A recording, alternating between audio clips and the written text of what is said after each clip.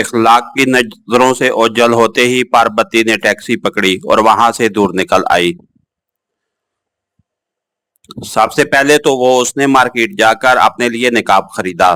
سابقہ تجربے کی بدولت اسے پتا تھا کہ سی آئی کے آدمی نقاب پوش خواتین کی حرکات پہ زیادہ غور کریں گے، خصوصاً اکیلی نقاب پوش خواتین پر تو وہ خصوصی توجہ دیتے، مگر اس کے علاوہ جلدی میں وہ اور کچھ نہ سوچ سکی۔ اس کا ارادہ مستقل حلیہ بدلنے کا تھا، لیکن یہ کام وہ کوئی ٹھکانہ ڈھونڈنے کے بعد ہی کر سکتی تھی۔ پہلے تو اس نے کسی ہوٹل میں کمرہ لینے کا سوچا، مگر اس کے لیے اسے نقاب اتارنی پڑتی، ورنہ اس حالت میں وہ سب کی توجہ کا مرکز بن جاتی، جو وہ نہیں بننا چاہتی تھی۔ اچانک اس کے ذہن میں کراچی کو عارضی طور پہ چھوڑنے کا خیال آیا کہ یہی ایک ایسی صورت تھی جس میں وہ سی آئی کی نظروں سے اوجھل رہ سکتی تھی۔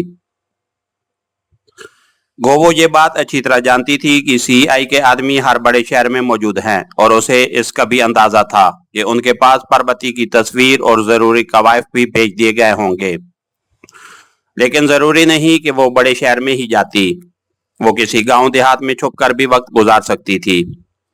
ایک لمحے کے لیے تو اس نے انڈیا واپس جانے کا سوچا، مگر اس طرح اسے دوبارہ راہ کے لیے کام کرنا پڑتا، اور اپنی ڈیوٹی اسے معلوم تھی۔ عیاش پرست، جنسی مریض، ہرس و شہوت کے پتلے ان پاپیوں کو لباتے لباتے وہ تھک پڑ گئی تھی، اور اب کسی ایک کا ہو جانا چاہتی تھی۔ اس کے لیے اسماعیل شاہ سے بڑھ کر کوئی نہیں تھا، وہ پہلا مرد تھا جس کے لیے اس کے دل میں لطیف جذبات جاگے تھے، وہ اس کے خوابوں کا مرکز تھا۔ وہ کوئی باعصمت تو شیزہ نہیں تھی، لیکن اب وہ اپنے شاہ جی کے لیے سب کاموں ترک کرنے کا عہد کر چکی تھی۔ وہ جانتی تھی کہ دوران ٹریننگ کس طرح اس کی معصومیت کو قتل کر دیا جانا تھا، مگر اس کے باوجود وہ اسے چھوڑنے کا سوچ بھی نہیں سکتی تھی۔ اس کے جانے کی تاریخ پاربتی کے دل پہ لکھی ہوئی تھی۔ 15 ماہ کا وقت کافی طویل تھا، لیکن جس طرح چند ماہ گزرنے کا پتہ نہیں چلا تھا، اسی طرح باقی وقت نے بھی گزر جانا تھا۔ اس کی واپسی کے وقت وہ کراچی واپس آ جاتی۔ اسے ڈھونڈنا اس صورت میں اتنا آسان کام نہیں تھا کہ اسے سی آئی کے ساتھ اپنے آدمیوں سے بھی بچنا پڑتا۔ البتہ یہ امید تھی کہ اتنے عرصے بعد سی آئی والے اسے بھلا چکے ہوں گے، یا کم از کم اس کی تلاش ترک کر چکے ہوں گے، اور اسماعیل کو وہ اس کے دشمن فاضل خان کے کرب و جوار میں ڈھونڈ سکتی تھی کہ اس نے لازماً سب سے پہلے فاضل خان کو ہی ٹھکانے لگانا تھا۔ وہاں سے ٹیکسی میں بیٹھ کر وہ ریلوے اسٹیشن پہنچی، کیونکہ جتنی دیر ہوتی جاتی اس کے لیے خطرہ بڑھتا جاتا۔ اس کی خوش قسمتی کہ جب وہ اسٹیشن پہنچی، کراچی سے راولپنڈی جانے والی گاڑی کی آمد میں چند منٹ رہ گئے تھے۔ اکانومی کلاس کا ٹکٹ لے کر وہ گاڑی کا انتظار کرنے والی چند خواتین کے ہمراہ بینچ پر بیٹھ گئی، ایسے کہ کوئی بھی دیکھنے والا اسے ان خواتین کا ساتھی سمجھے۔ اس نے راولپنڈی کا ٹکٹ لیا تھا، مگر اس کا ارادہ راستے میں آنے والے کسی بھی مناسب مقام پہ اتر جانے کا تھا۔ گاڑی کے اسٹیشن پر آتے ہی کافی ہلچل مچ گئی تھی۔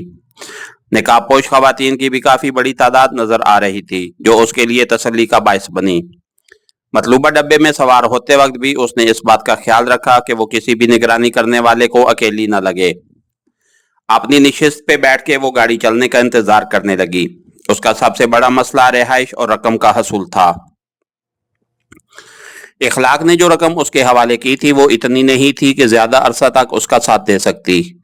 اس رقم کے علاوہ اس کے پاس موبائل اور کانوں میں پڑے ہوئے سونے کے جھمکے ایسی چیز تھے جنہیں بیچ کر رقم حاصل کی جا سکتی تھی، مگر اس نے اس مسئلے پر زیادہ دیر سر کھپانا بہتر نہ جانا کہ پہلے تو سی آئی سے جان بچانے کا مرحلہ تھا، بعد میں جو ہوتا دیکھا جاتا۔ ایک لمبی سیٹی لگنے کے بعد گاڑی آہستہ آہستہ رینگنے لگی، اور تھوڑی دیر میں گاڑی نے سپیڈ پکڑ لی۔ اس ڈبے میں مردوں سے زیادہ خواتین نظر آ رہی تھیں۔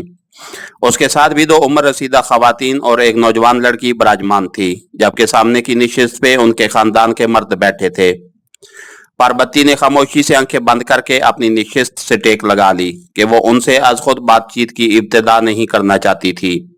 इसके साथ ही हमारी आज की एपिसोड का इख्तिताम हुआ। कहानीकार चैनल को लाइक कीजिए, सब्सक्राइब कीजिए और बेल आइकन को प्रेस कर दीजिए ताकि हर आने वाली नई वीडियो आप तक बर वक्त पहुंच सके। शुक्रिया।